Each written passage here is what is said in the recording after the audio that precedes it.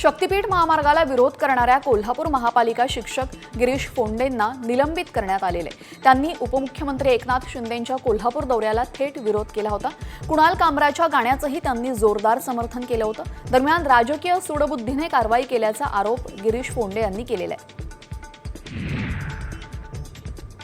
शिवरायांबद्दल वादग्रस्त विधान करणाऱ्या प्रशांत कोरटकरचा जेलमधील मुक्काम वाढलाय। 9 एप्रिलला कोरटकरला जेल की बेल यावर फैसला होणार आहे। त्याला यावेळेस पळवण्यामध्ये कुणी मदत केली आहे याचाही तपास सुरू आहे।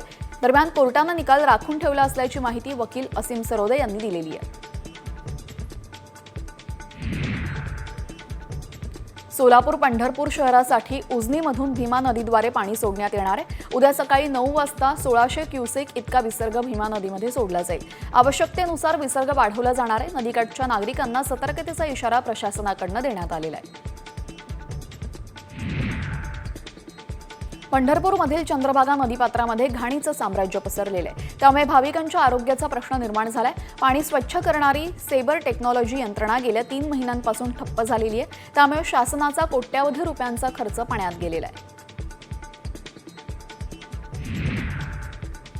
सांगलीच्या दुधोंडी इथं बैलगाडा शर्यतीचा थरार रंगला। अत्यंत अतितटीच्या पार पडलेल्या शर्यतीमध्ये दुधोंडीचा चिक्या आणि छत्रपती संभाजीनगरच्या लखन बैल जोडीनं पहिला क्रमांक पटकावला।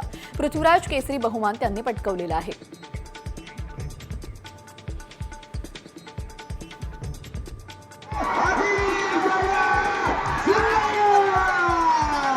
लढा झाले, अलीकडे होता